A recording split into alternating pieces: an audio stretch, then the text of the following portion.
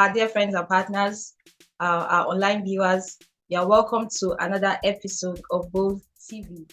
Bold TV is an initiative of beautiful, outstanding ladies with disabilities. Okay, here we come to talk about different topics, and today we shall be talking about a topic on collaboration. Okay, but before we get started, of course, we will get to introduce ourselves. And before then, if you are joining us, we would like you to please share this broadcast. You could also use the love reaction button, and you can also put out comments as we get value from our conversation, our interaction. Yes, so if at any point in time you have questions or you have contributions, please put in the comments. So you're welcome once again. This is Oge Passion, and I'm so excited to be here with other exciting women. And of course, we are marking the day, World Women's Day, and it's a remarkable day for us. Of course, I'm so happy to be a woman, and a woman of value, a woman of impact. And I believe that every other woman here and many listeners out there who will be watching us are also women of impact. So I celebrate you. Yes. So today we shall be looking at the topic Uniting for Change, Collaborative Actions for PWDs, people with disabilities, especially women, ladies with disabilities. Okay, so before we go on to address this topic, we will get to introduce ourselves. We also want to say welcome to our special guest in the house. We have Dr. Esther, all the way from Germany. You're welcome to our midst. Of course, we have Ave in the house. So you're our special guest. We will get to all introduce ourselves. Good morning, everybody. Good morning, ladies. Good morning, our online audience. I'm Osaki Teresa George Ritaria. I reside in Port Harcourt, River State, precisely on there. I'm a polio warrior. I'm a freelancer and a farmer. I'm so glad to be here. Thank you very much. My name is Raki Adresian, based in Port Harcourt, River State. Executive Director of Baker Foundation and a member of Bold Hearts Initiative. I use a wheelchair from spinal cord injury. Hi everyone, thank you for the opportunity to be here today. I'm very, very glad. My name is Esther Samson Ukaria and I'm a Nigerian. I reside in Mulheim, Germany. I'm an author. I've authored over 10 books and I write Christian fiction as well as fiction, political books. And I run a foundation, House of Mercy Network Foundation. We do charity and as well as training, empowerment trainings through our Hub EFD Academy. I also run a small business called Estari. And yes, so that's just all about me. And I work part-time as a PA in insurance here in Germany. Thank you. Good morning. Good morning. My name is Ave Aiki. I'm an entrepreneur, disability rights advocate, and founder of Hope Alive for Possibilities Initiative. I'm a member of Bold TV, Bold Hearts TV. So thank you. Good morning, everyone. Welcome to another beautiful Saturday. My name is Afion Getum. I am a medical lab scientist and a virtual assistant. I'm based in Uyo, Akwa Ibom State, and I'm a member of Bold Hearts Initiative and a co-host on Bold TV. Thank you. We have introduced ourselves. Let me get to introduce myself as well. My name is Oge Passion. I'm a health and business consultant, and I reside in Makurdi at the moment. And also, I am an above knee amputee. Yes, so that's who I am and what I do. So, having introduced ourselves, let's dive into the main topic of discussion. So, today we are looking at uniting for change, collaborative actions for PWDs. Yes, so what is collaboration? Yes, we have seen that a lot of women have been able to do great impacts, make great impacts in our world. Celebrating the World's Women's Day, we cannot but talk about these things. Women are making remarkable impacts in our world. Yes, and we ought to be celebrated. Yes, and not just women. We have people with disabilities. I believe you know the story of Helen Keller. Yes, she was deafblind, and it also impacted on her, ability to, hear things, speak as well. So it also affected her speech. Yes. So, but then she went on to do lots and lots of things during her time. And she was able to do that not alone. She was able to do that with the power of collaboration. Yes, so she got support from family. She got support from her school teacher, yes, Anne Sullivan. She got support from advocacies, yes, organizations, and a whole lot, writers and supporters. So these were various partnerships she had, or collaborations she had, in order for her to be able to fulfill her dreams. Yes. So what is collaboration? This big word, collaboration. Let's get to dissect it. We have Dr. Esther in the house. Please, can you help us define collaboration? Thank you, Oge. So it's actually simple. It's just people coming together to pursue a common goal objective, just like what I did with you last month, whereby we organized the Health and the Wealth Business Summit, and we came together collaborating in order for us to pursue this common objective, whereby we want to empower the youths in Benue State. So that's just it. People coming together to pursue a common goal. That's from my own opinion. Thank you. Yeah, that's what it is. Yes. Ability to, partner or synergize with like-minded individuals to achieve a common goal or objective. Okay, thank you so much, Dr. Esther.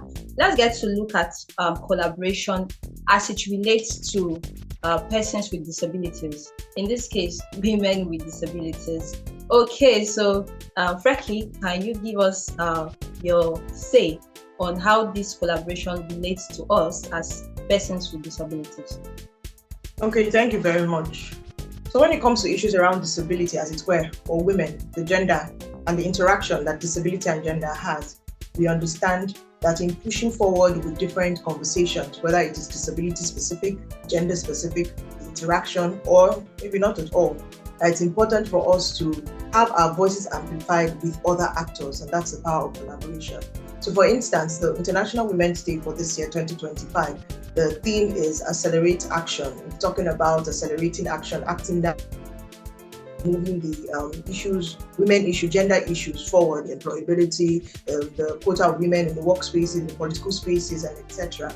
And that shows us that the conversations that we need to have or continue to have must be together with other persons, and not just persons with disabilities talking about only disability issues, or women talking about their own issues, but everybody coming together so that our voices will be amplified. There's something that is very powerful in the non-profit sector, and that is building critical mass and how collaboration can.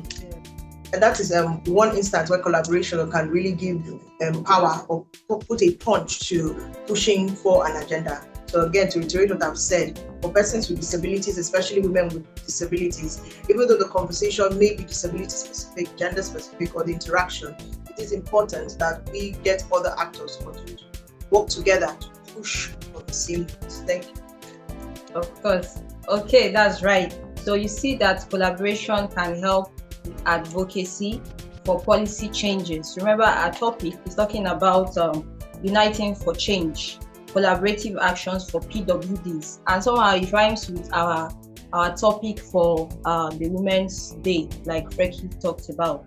Yes, so with this collaboration, it can help in advocacy for policy change and social inclusion, such that people with disabilities are not left behind. Our voices are amplified. We work together in our own strength zones. We come together to support ourselves, to ensure that our voices are amplified and we're able to create positive change in our environment, just like what we are doing right now. Yes, so collaboration is vitally important. Okay, so can we move on to the types of collaboration? I believe there are different types of collaboration. Afyong, can you throw one or two lights on that? What are the types of collaboration?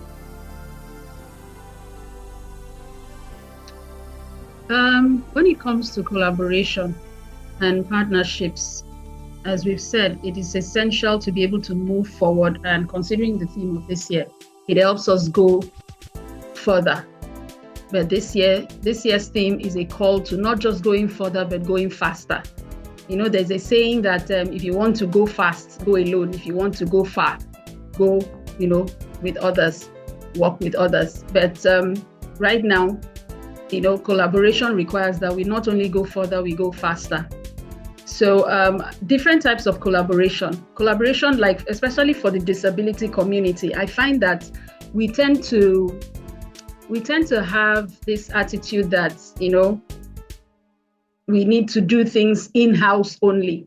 And we don't really see, we lose out on opportunities that require us to partner with people from, outside the disability community to help us push the agenda we have. Since we are talking about collaboration with with regards to disability, I think there's a need for the disability community for us to look out for opportunities, that encourage us to mainstream, so that we are not just keeping it within the family. We are ensuring that, whatever opportunities are out there, we find a way to bring ourselves into it. One of such ways is by, having, partnering with, government institutions. If we're able to ensure that, we have a say in what happens in wherever we go, we will not have the issue of accessibility and barriers, the kind of barriers that we face. If there are partnerships with government institutions, and then maybe partnerships with private corporate organizations that can enable us, give us the necessary boost to be able to champion some of the causes that relate to women with disabilities. Imagine if maybe, let's say, for example, in Nigeria, if the disability community can come together. But first of all, our collaboration has to start from within, because most times we tend to have a lot of differing voices and groups, and it gives a sense of disunity. We claim we want the same thing, but at the same time, we are not unifying our efforts so that we can do more. Everybody wants to have a say. Everybody wants to be acknowledged. Sometimes, when there's they say many cooks spoil the broth. If there are too many people saying the same thing, at some point, people no longer hear that, your voice kind of diminishes. Your voice does not have the power it should carry. So I think it will start from within. We start collaborating amongst ourselves, different disability groups, regardless of the type. We all have one, when we look at it, we have one common, our issues are common. We all want access. We all want to be included. We all want to be heard. We want our needs to be met. So if we're all saying everybody's talking at the same time, nobody's talking, it reduces the impact. So I think collaboration will have to start between different disability groups coming together to work together and see how we can, unify and increase our capacity. Also, we need to take the collaboration outside the disability community and talk to people outside, because let's face it, it's a world, it's not a world that's friendly to persons with disability. In some places we are barely recognized. So you need to partner with those who are in a position to help you. If we can help win them over, we are able to help them. They become our champions. They can go out there and speak for us, and certain people will listen. There are certain quarters we may have difficulty accessing. But when the champions are those who do not share, our unique limitations, but have access to such places and are able to speak up on our behalf, believe me, I believe we'll do so much more. But let me just stop there. So I think collaboration starts from within, and then we can, extend our tentacles. Yes, I love the points that you stated. You talked about partnership. I think you're talking about strategic partnerships and alliances that has to do with formal agreements where we have a mutual understanding, like we have a goal we want to achieve, a shared benefit. Okay, so these things too calls for good knowledge and understanding. The government or private agencies, if you don't have a concrete topic of discussion or something that you want to achieve that you're advocating for. So it calls that PWDs need to work on learning, getting improved skills, having a better understanding of the things they want to address, the issues bothering them. And I also love that you talked about unifying let's have one voice. It's not this one is talking about this, another group is talking about this and all that. But with one voice, our voice will not be diminished. We will be heard, and they will know that truly this is a concern that needs to be addressed. Yes, thank you so much. So coming to Abe, I think we have a coalition. It's a type of collaboration.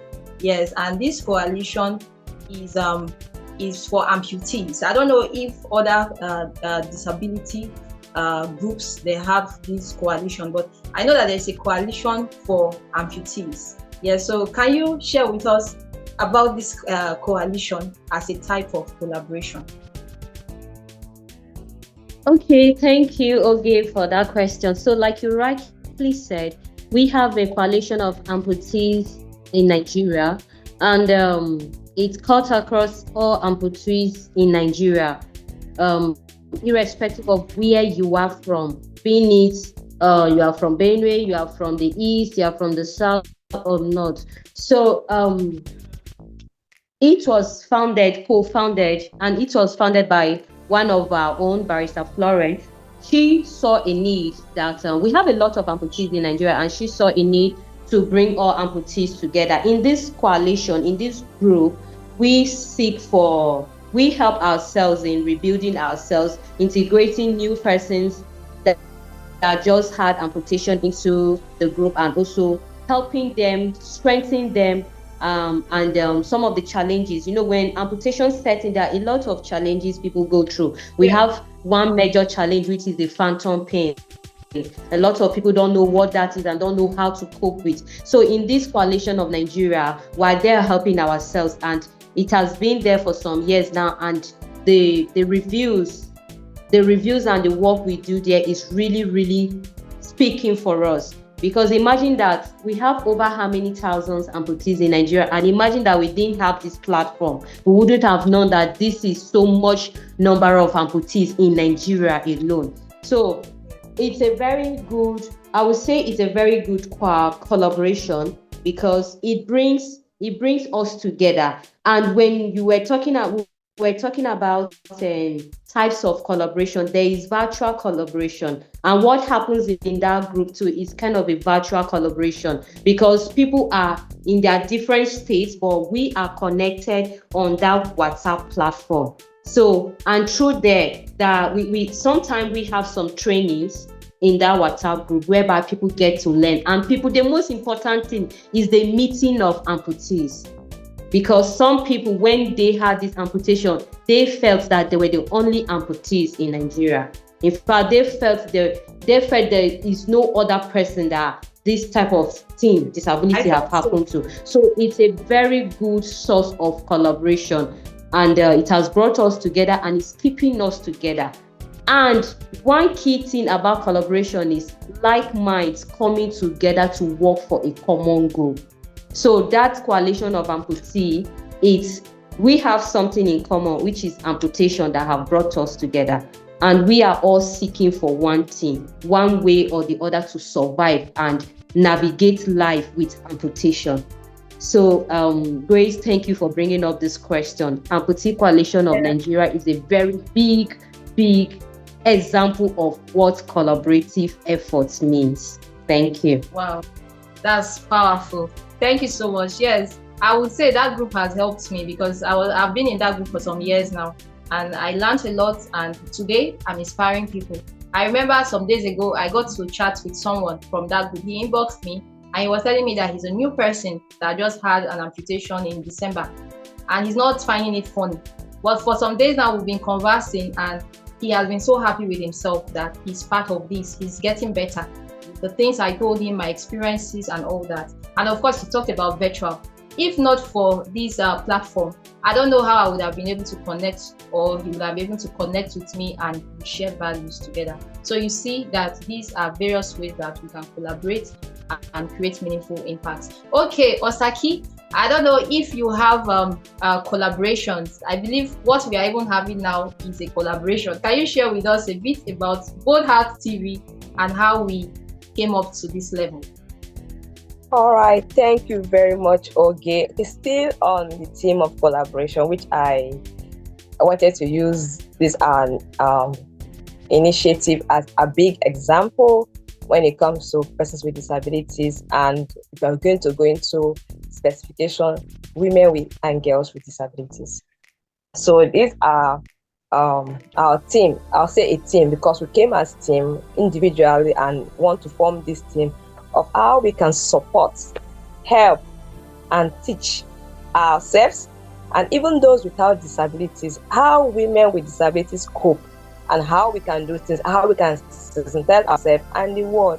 So for some time, we've been here for like 5 years. All started 2020 after the COVID-19. So that with Frecky, Afyong, and I, and two other co-hosts. But today we are expanding and the information has been passed. And we got good views too. We have views of how people have reached out, how they got information, and they are happy. Because some persons got into disability one way or the other. Some didn't have it like I had it as a baby, so I've been disabled for years.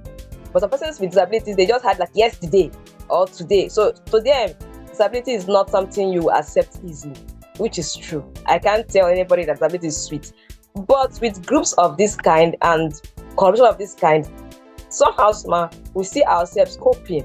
No matter the challenge, no matter how it looks like, somebody out there has gone through that scenario you're going through, or if not the same, but similar. So this our Bold Heart initiative brought that light, that information, that limelight, and women are listening. Men are listening. Everybody's listening, but we are really making it more women because of women who have women has like a double suffering. You're a woman number one now with disability. So with Bold Heart initiative, it makes it lighter and easier for women with disabilities and persons with disabilities. So that's what collaborating has done for us. Thank you. Okay, thank you so much. So let's quickly get to Frecky. Frecky, you are the pioneer of Bold Heart TV, and I believe you have been able to get here not alone, but with collaboration. Can you share with us, are there sponsors to this program? Are there people, even people that are abled men and women? Are there supporters of this program? Are there collaborators of this program? Over the years, how has it been? Okay, thank you very much. Two things I'll correct before I respond to the question. I'm not the initiator of Bold TV. Oh, okay. So I have grace to take people's ideation, to take ideation to action. Something that I like doing.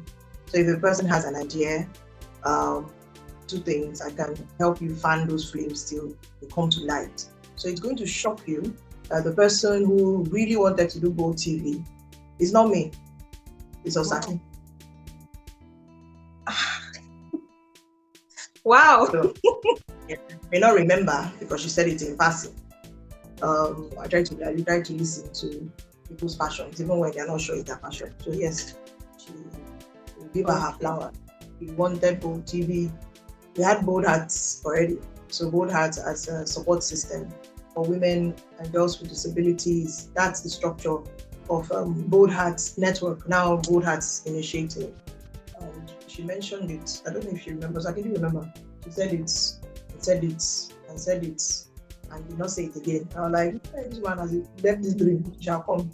And just like she said during COVID-19, then she was working with me. We were working together. And in the conference room, we now brought out the phone. And we're like, these days, social media is where it's at. We don't need a TV station.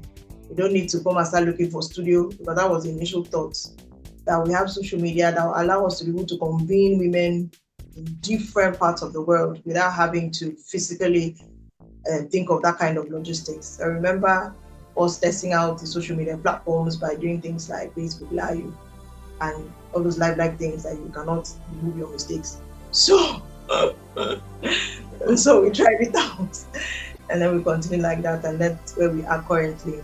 So an idea born out of the need to not just support one another, but also provide information to people that may not be able to reach out, which includes women and girls with disabilities, and others in the general public.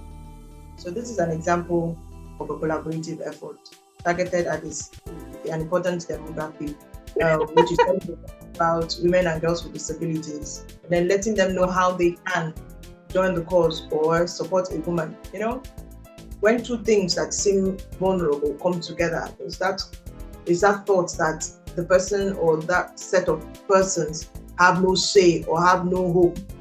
Bold TV is one space that really speaks of the boldness of women. It really puts a lot of power behind that word bold. With respect to support, people support in different ways. Some people sponsor episodes, and I'm saying it so our viewers can understand. Some people come in to lend their expertise. That is also a form of support. I think one of the things we must also understand is that collaboration is not just monetary, that resources can be material, can be human, and can be financial. And these are different ways that we can partner in different aspects. Yeah, God will continue to help us. So thank you for the question. All right, thank you so much. Thank you all our speakers. And we just have 2 more questions to go. Okay, so the question is, in one word, why do you think collaboration is important? I believe we have collaborated with 1 or 2 before. Osaki, this is to you. Just 1 word or 1 sentence. Why do you think it's important? Okay, one of the reason I think is important is one, enhance creativity and innovations. That enhancement of creativity and innovation. Thank you. Okay. Yes, and over the years, we've been able to move. Both TV has been experiencing progress through innovation. Okay, so over to you, Afyong. Why do you think collaboration is important? Capacity building. Okay. Okay, so it has helped people to build capacity, like-minded individuals coming in various ways to share their own strengths and cover up for other people's weaknesses and making progress. Okay, so thank you so much for that. Collaboration is important. It helps in problem solving too, because when we come together, everyone adds his views, we make progress. We see how we can help ourselves and move. Yeah, so that's about collaboration. There are a lot of importance of collaborating, of synergizing, of partnering. We can't do without it. And that's why team, together, everybody achieves more. But if you're a loner, you just see that you can't move or make progress as you are supposed to because you are working alone. Okay, so the last question now. Having understood collaboration, how do you think we can effectively collaborate and build something that is sustainable? Okay, so this is to Dr. Esther. How can effective collaboration be built and sustained over the years? Okay, I think that was something that Faith has already answered, and I think I will go with us embracing shared responsibility. Shared responsibility when everybody knows what they have to do, and I think as well as collective expertise, it will be able to propel these collaborations between different people of different walks of life, ethnic groups, people with disability, people without disability, once there is this shared responsibility amongst everyone. Okay. Wow. Yes. So that way it becomes easier, no waste of time, and you become more professional. And also to mention that it's important to celebrate your successes over the years. So everybody sees that growth. Oh, this is how we started, and this is where we are today. It also encourages people. It also gives people an understanding that you can start small and then make it to the top. Yes. So it's important. It's also sustainable if you follow these things, like having a clear vision, sharing responsibilities, and seeking professionalism. Yes, and all that. So celebrating your wins, tracking your progress, and all that. So over to you, Ave. How can effective collaboration be built and sustained over time? So, first of all, you identify like minds and separation of duties. Allocate duties to everyone. And MIE is very, very important when collaborating. You have to be checkmating the progress, evaluate what you are doing, see what you are doing right and see what you're doing wrong, and try to take corrections when necessary. And innovative ideas is very, very important, because as the world keeps moving, we are moving into the digital world, and also you see what is on the trend, and also you try to bring it in the collaboration you are doing. And also understanding each other. If a team is working together and the team do not understand each other, that team is bound to achieve nothing. So the team, the members, they collaborate, the members that form that collaboration, they have to understand themselves and know exactly what their aims and objective of forming that collaboration in the first place is very, very important. You have to, it has to be the roadmap to what you'll be facing and working all the time. All right, thank you, Ave. Thank you. I got that. We talked about having open communication, understanding one another. It's important because when we don't understand, we misunderstand. So it's very important. Then over to you, Osaki. Let's get to know how effective collaboration can be built and sustained. All right, thank you. Okay, I think one of them I will say it's to use the digital tools, because there are a lot of tools that are inclusive that we can access easily. Let's try and see how we can. Okay, Zoom is okay because it has reading capture and other accessibilities that we can also use. And let's look at feedbacks. If this what's the feedback we are having from this our both TV? Are people encouraged? Are people inspired? People enjoy it? What are the possibility of it stopping it or not to stop it? What are the differences? What will happen? How can we go forward? So I'll say feedbacks and digital tools that help sustain collaboration. As a digital marketer, coming from your desk. All right, thank you so much. It's important. Take advantage of the online digital to make things better, faster, and easier. So over to you, Preki. Can you share with us how effective collaboration can be built and sustained? Thank you very much. So it's very important that how you start the collaboration, that start point is so crucial to how it's going to flow, and the momentum. So it's about starting, keeping momentum, and then ending it properly. Because along those three, avenues, because there must be a start and an end to collaboration to avoid a fatigue, collaboration fatigue. Because you can collaborate and then there's no end in sight, and somebody has new goals or a new vision and wants to move on, and because there was no exit strategy, that person feels stuck in that collaboration and the person wants to leave. So you must have an exit strategy for that collaboration. And the other thing is shared labor. Let me not call it labor. If in a partnership somebody feels that the person is doing everything, that relationship or that partner or that collaboration will be strange, because there's only so much a person can do in carrying. When the person feels, I'm carrying this too much, what we agreed upon, this one is defaulting so much, it can cause fatigue in partnering with the person. And then the other one I would say is a lot of emotional intelligence, because they're dealing with someone who maybe has a different value emotionally, and things can cross. So that's another aspect, because it can spoil everything when we don't handle emotions, pretty well. And then the last one is don't oversell what you can bring to the table. If you know your strength, be aware of what you can do and what you cannot do. Don't say the one you cannot do, so that expectations will not be left hanging in the air. Because people come with a very big, they talk mighty, I can bring the governor to the story. I've seen it happen many times. Then when it's time to bring the governor, you now start telling him, so, I'm just saying, don't oversell what you cannot sell. It's good to have ambition, but don't go and overdo the one that when it's time, bring it now, bring your collection, you now start telling stories. All right, thank you. Okay, thank you so much for that input. Yeah, so you all said amazing things about how to build and sustain collaboration. It's also important that trust, we talk about the place of trust and respect for each other. Yes, we are different people, different characters, different upbringing, different values.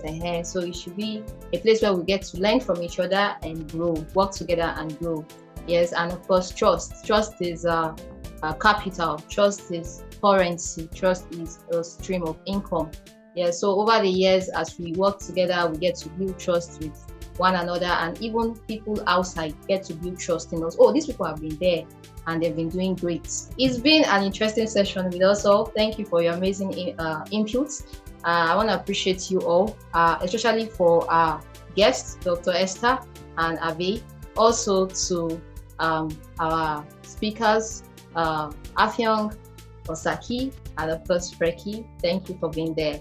So this is where we draw curtain for today's episode. Thank you for having me as your host.